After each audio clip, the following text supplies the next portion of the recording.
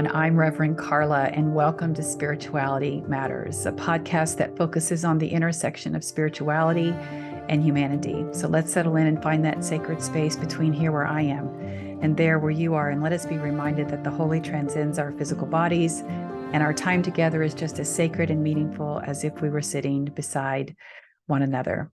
All right, let's get started. Today's podcast is entitled The Small Moments Matter. And this podcast is inspired by my blog post for this week that you can find at revkarla.com. So there's a saying that says that you can't trust someone with two first names. And I don't know if that's really true. I don't know who said it. But I don't think it's true. I know many of people who have two first names and they're just fine. But today we're going to talk about someone who is named Dr. David Davis. So that was my thought. And I think we can trust him, especially after you read the blog and hear a little bit about this in the podcast. But I'm going to go out a limb here and say with confidence that you have no idea who Dr. David Davis is, at least not the David Davis, because that is actually a quite common name, who is credited for saving the Alabama beach mouse and actually literally saved it from extinction. And Dr. David Davis is a biologist who studied the Alabama beach mouse in the 60s, and that's what led to his life-saving work for the mouse. Now, his work has been published in several articles where he has highlighted the threats to this tiny mouse and the importance of getting the mouse on the endangered species list, and why the mouse was one of the first species to be on the National Registry when we created the Endangered Species Act in 1973. So that's something I didn't realize, that we didn't have the Endangered Species Act until I was 12 years old. We keep thinking about some of these things being like almost ancient history, but it's not been that long ago that we were even awakened here in America to think that we should protect animals. So thankfully for Dr. David Davis, he got the Alabama beach mouse. And you might be thinking, why should you care? Well, I hope by the end of this podcast, you do care about the beach mouse, and you also understand this connection to why these small moments matter and why our actions here in this life have intricate and integral connections to our spirituality. Because I think we all can agree that any species that disappears is a tragic loss to the fragile balance of life, even in our even more fragile ecosystem, because you could just do any kind of research and find out how many animals have gone extinct, how many animals are close to extinction, how many animals are living in zoos just to protect them from extinction, because we just have not done a very good job as a whole of humanity in protecting the other species that live here on the earth with us. But there has been an explosive growth along the Alabama coastline, and I could certainly attest to that. My family and I have been going there since the early 90s. And when we first started going down into the Gulf Shores area, it was just a 2-lane highway that took you off of 65 onto 59. It was literally just a state road that was a 2-lane highway. And now there are 2 4-lane highways that go there. They've expanded the coastline highways, and there's just a massive explosion of construction going on with the high-rise condos, replacing the single renter VRBO style homes. So, of course, tourism has skyrocketed as well, and this is making Alabama a very attractive destination for both visitors and corporations interested in investing in this infrastructure.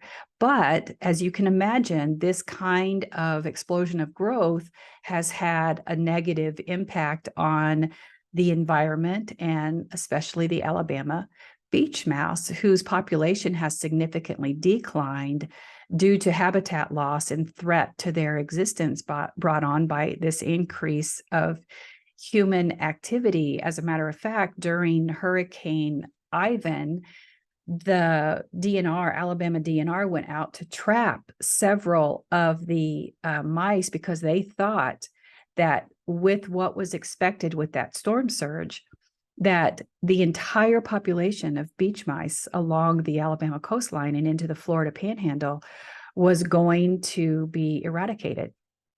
Now, they since have learned they trapped some, but some still miraculously survived, even though they were underwater, like 5, 6, 8 feet of water for several days. They somehow were able to survive, which is just a testament to the tenacity of species that they're wired for survival, that in ways that we don't completely understand. And you're probably learning so much more about the beach mouse than what you wanted to know. But if you are interested, you could go to YouTube and you can just search Alabama beach mouse and you can find out these things yourself. There's actually some interesting videos, at least I think they are. And again, you may be asking yourself, why should you care? It's just a mouse. From an ecological system along the Alabama coastline, the disappearance of that mouse would have such a trickle-down effect on the ecosystem in that area, because the mouse plays a crucial role, as you can imagine, in the food pyramid, and its burrowing activities actually contribute to the habitats available for other wildlife along the coastline, and it also contributes to the aeration of the sand dunes and the sea oats and everything else that's growing there. It's amazing what this little guy is responsible for, and how important his life is, or their lives, to the health of the ecosystem along the Alabama coastline. So the disappearance of that mouse would be incredibly disruptive, and it would cause a cascading effect that would lead to other species becoming more fragile and likely threaten their existence. So hopefully by now you care, but let's keep talking about this, because the Alabama Department of Revenue takes the mouse's survival so seriously that every visitor along the coast and any owner that's invested in property in the coast pays a small percentage to a fund that is specifically set aside to ensure that the Alabama beach mouse doesn't disappear from the earth. That's all thanks to the work of Dr. David Davis. So now, yes, we can trust someone with 2 names. Now, I couldn't even find on the internet whether or not Dr. David Davis is alive, but I'm going to keep searching, because I want to know if he's still around and if he understands what an impact his work has had on the safety and well-being of the Alabama beach mouse, because I think this story, in my view, reveals itself that this holy wisdom is available for us to understand why these small moments matter. So let's just keep going here. I'd like to also have you consider that not only are they small moments, but they are sacred moments. And what do I mean by these small moments mattering? Because small moments matter. There we go. Because they carry the essence of our lives within us, within these moments. These are our lived experiences. These moments, and this is Dr. David Davis's moment. I'm sure he had many others, but this one is trickling down. This is the legacy that he's leaving, and this encapsulates the beauty and the meaning of our existence. People might forget our names, but the things that we do, these small little intricate things that we do, live on past us and into perpetuity, which is exactly what's happening with Dr. David Davis's work. I just like saying his name too. So in the midst of our hectic lives, these small moments are often all we have. They offer us a sanctuary of peace and connection, and they're reminding us to, even if we can't slow down, that we at least pay attention to the present, what's happening around us, because these fleeting moments hold immense power to nourish our souls and fill us with joy and gratitude. At least it does with me. I find this story so inspirational. You can go look up. We're talking about a tiny, tiny mouse that a researcher in the 60s decided to research because he felt that if it disappeared, the ecosystem of the entire Alabama coastline into Florida would not be the same, would not survive. So think about how much you or your family vacation along that coastline and how it would have been impacted, how your lives would have been impacted, all because of this small moment and the work of Dr. Davis. So it can be something as simple as that story, or just holding the space for what's in front of you right now. These are like fragments of lived experiences that come together that tell a story of humanity. It really is about our human experience, our collective human experience living into eternity, reminding us that it's not just about these grand achievements, but also finding magic and wonder in these ordinary moments. These moments teach us about the profound lesson of being mindful, of being present, of being engaged, and understanding why people do what they do. Because at the time you hear about that and you might think it's insignificant, but we start to discover the interconnectedness of all things, and recognizing that each breath, each touch, each word, each research, each action carries a ripple effect on the world all around us. So yes, small moments allow us to cultivate connection and compassion and empathy, and invite us to notice and appreciate these moments and these small joys and struggles that each of us have.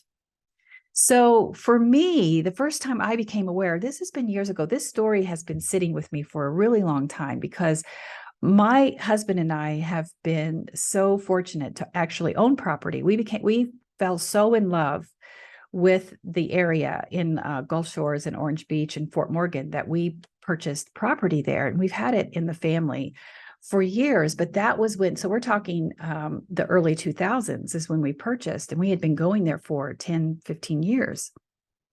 And I noticed on one of the line items as now a homeowner was the Beach Mouse Fund. And I thought, well, what in the world was that? And it wasn't a lot of money, but in order to be a homeowner along the Alabama coastline, you had to pay into this fund each year. And I wasn't annoyed. I was fascinated. Like out of all the other fees and things and taxes that you have to pay, Alabama Beach Mouse Fund. So I'm looking at this and I'm trying to figure out what this is. And at the time I didn't do the research, but I was always keenly aware of trying to figure out where did this beach mouse live. So my favorite time at the beach is sitting right before, as the sun starts to rise. No one is on the beach.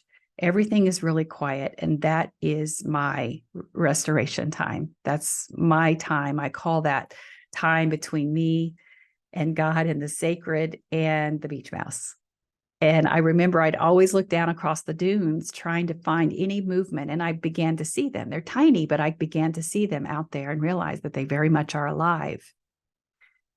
So the ocean in and of itself carries its own sacredness for so many of us, not just me. I know so many people find peace and restoration at the ocean because of its symbolism. It holds a strong spiritual significance for many of us. It's a gateway to connect us to the divine, to creation, this sense of transcendence, this sense that so much, we get so caught up in our lives spiraling around it, we forget how small and insignificant we are. And the largesse and the majestic movement and sound of the ocean reminds us of that. It also reminds us of our connectivity to creation. So oftentimes too, if we enter into we're invited into this deep expansiveness and pause for reflection and pause for breath, the ocean can be a mirror to mirror back to us the fact that we just need to slow down and pay attention to our breath, pay attention to what it is in our lives that we're focusing on. So this tranquil beauty, this serene presence, we've also seen it in its rage when it's angry and out of control, reminds us that there's so little about our lives that we truly are in control of, but yet we pretend that we are. So we continue to scurry as if we can control things that are completely out of our control. So whether it's the soothing sounds or the mesmerizing movements, or this connection to the divine, connection to creation, or reminding us that our lives are just a part of what's happening in this pulsing and ebbing and flowing of humanity in this moment in time is where we are. Those are the gifts that the ocean can give us. So for me, those early mornings is where I find and reset and restore those times. So my brain is all over the place. I often find that I find some of my most inspiring writings there as well. But it's not uncommon when I'm sitting there that the only person I'll see on the beach, besides maybe a toddler who whichever parent has to get up with the child that's still getting up at 5 a.m., even though you're on vacation, will be the uniformed Alabama DNR officer. And you'll see them go out into the dunes, and they're carrying traps, or they're going to find traps. And I realized at that time, I actually went down and talked to them, that they are trapping the mice. And it's not to harm them, but to count them.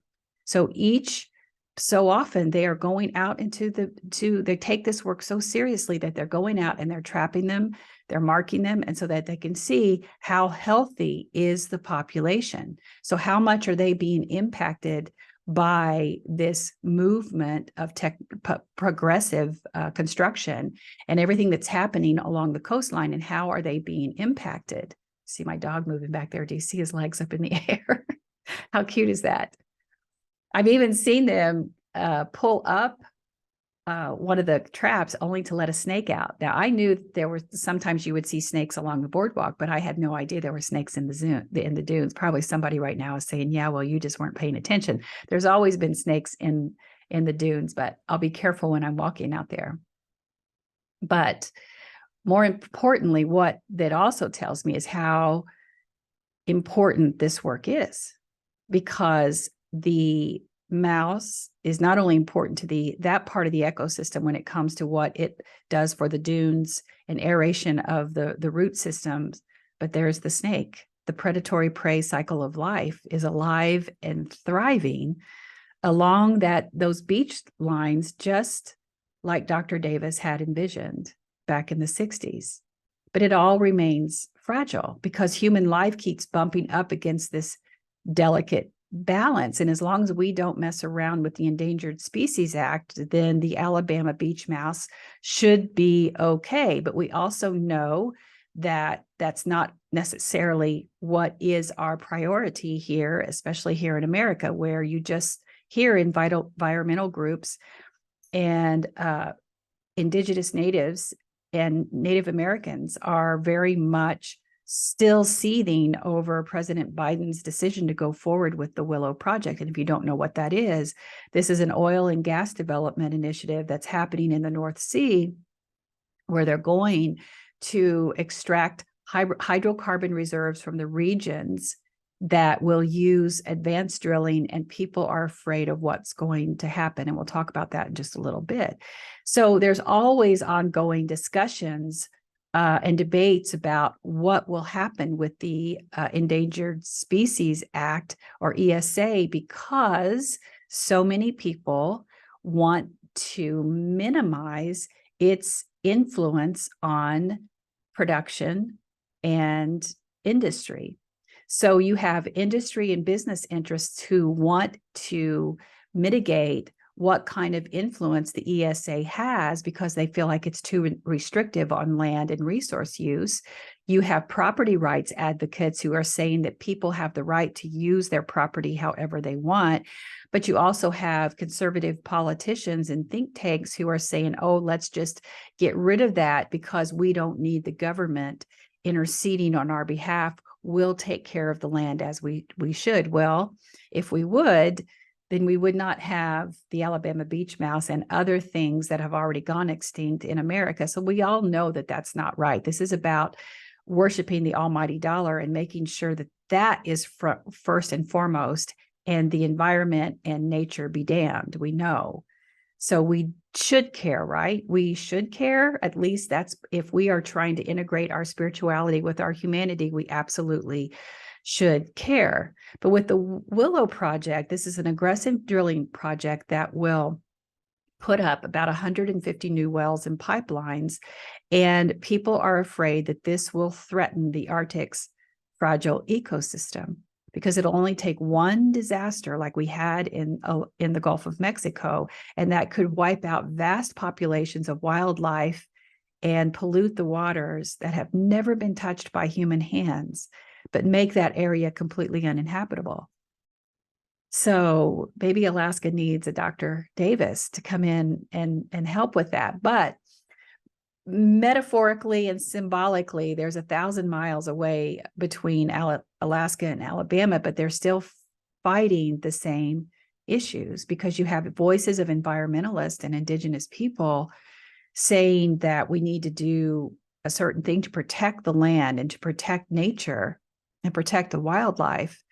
But you also have corporate greed and lobbyists who have the ears of politicians. And that's how the Willow Project got forward in the first place, because lobbyists have so much more power and influence over what happens in the governmental systems than environmentalists and people who are concerned about how we take care of the sentient beings and our nature.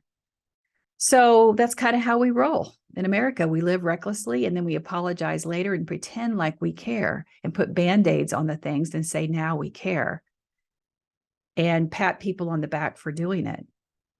But this writing, this blog and podcast go far beyond that, because like I said, it's these small moments that matter. I want you to think for a minute about the work of Dr. Davis. Now, he began this work with the Alabama beach mouse in the 60s. So this was a scientist in the 60s who said, you know what? And by that time, there wasn't a lot happening along the coastline. There wasn't the high-rise condos at that time. But he saw a problem coming along. And you have to understand that at that time, that would not have been a priority. We're talking about the civil rights movements, the Vietnam War, the space race, counterculture and hippie movement, all these things that were happening. Women's liberation was starting to really explode. And of course, in our country, we had the assassination of Dr. Martin Luther King Jr., Senator Robert Kennedy, President John F. Kennedy. So you had a lot of things happening in America that no one was paying attention to in Alabama beach mouse. And you also had this ongoing crisis called the Cold War that started in the 40s and continued well into the 70s and 80s.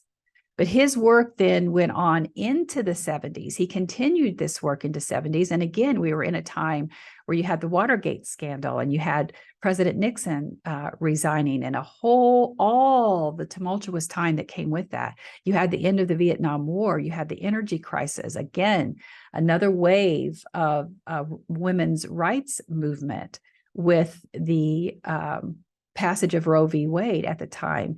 And still ongoing civil rights movements and technological advancements. All this stuff that was happening would make you wonder about the work of people who were working off the sidelines to say, I'm still going to stay focused on this.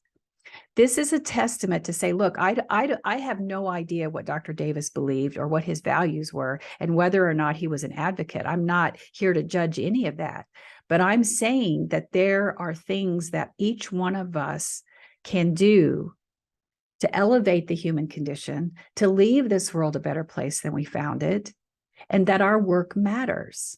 Whether we're rescuing the animals, whether we're revitalizing the earth, whether we're studying the stars, whether we're on the streets protesting, whether we're giving our time and our resources to help us move human rights to a true place of equity and restorative justice, all of that comes together, including the tiny beach mouse that lives just on a tiny stretch of coastline along our southern border states.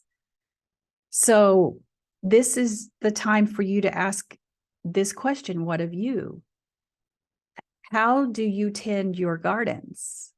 Or how do you tend your life?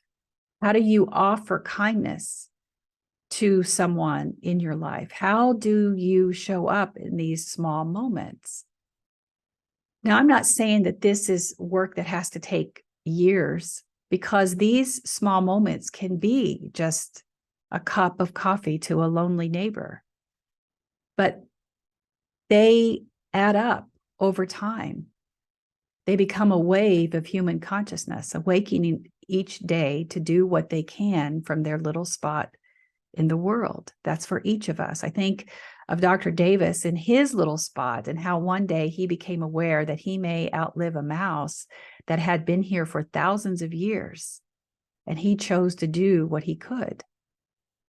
All the while, the rest of us thought the world was ending. There were times in the 50s and the 60s and 70s, ask anybody who lived through the Cuban Missile Crisis, who thought that there was going to be a horrible war and that you might not see your family the next day. Time and time again, these things happen. And time again, humans still show up in the tiny places to create the small waves, to become one giant wave that moves us closer to a more kinder and compassionate existence. Now, each of us want to believe that we can move mountains, but together we actually literally can. Your life does matter. What we do makes a difference, whether we're planting flowers, whether we're tending to the needies, whether we join forces with others to move an organization to become more powerful in this country, whatever it is, we become part of the wave of this human consciousness. These small moments matter. These sacred moments matter. Your life matters, and the things you are doing in this life matter. So thanks to Dr. David Davis for the work that he did to save the Alabama beach mouse, because some of this country's most beautiful coastlines would not exist without it. Okay, you beautiful souls, thank you for listening. You can watch the uncut version of today's episode on my YouTube channel, Spirituality Matters with Rev Karla.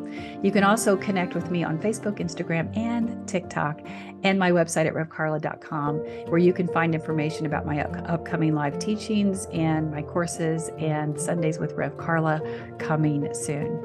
I'm honored to be in this space with you. Now go in peace and be at peace. Go in love and may you be loved. Go and know that others are on this journey with you and you are not alone. You are seen and deeply and unconditionally loved just the way you are. Blessings on your week, and I'll see you soon.